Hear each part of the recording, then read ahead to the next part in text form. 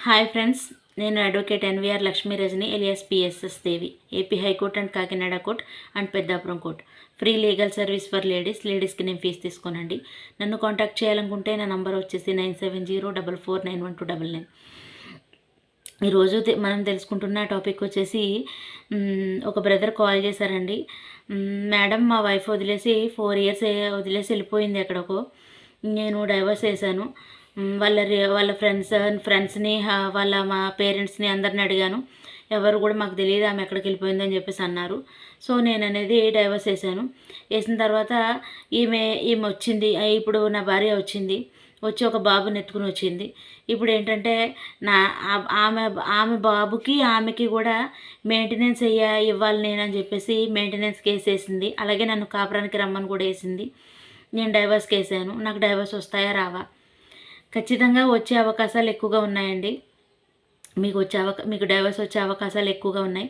So ఎందుకంటే పరిత్యాగము 2 years కన్నా దాటి వెళ్ళిపోతే ఖచ్చితంగా డైవర్స్ అనేది కోరవచ్చు.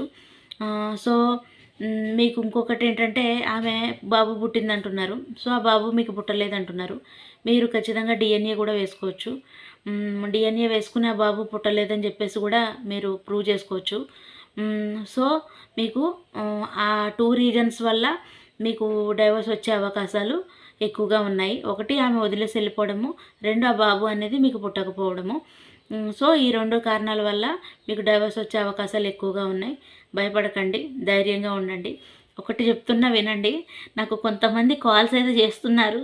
మేడం, ఫ్రీ లీగల్ సర్వీస్ అంటున్నారు. మీరు జెంట్స్ అడిగే డౌట్స్ కూడా క్లియర్ చేస్తున్నారు.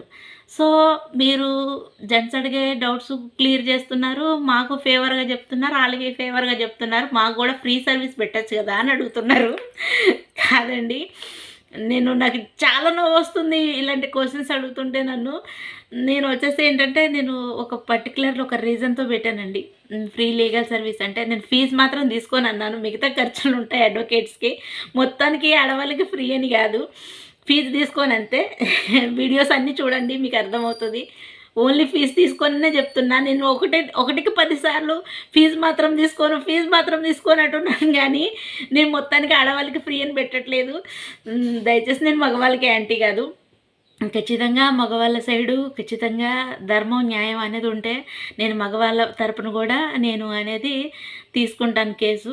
మీరు మాత్రం తప్పుగా అనుకోకండి. చాలా వరకు మళ్ళీ మగవాళ్ళకి ఫ్రీ సర్వీస్ కూడా పెట్టచ్చు కదా madam, free legal service for gents అని కూడా పెట్టచ్చు కదా మేడం. అలా ఏం కాదండి, ఇదే తీసేద్దాం అనుకుంటున్నాను నేను.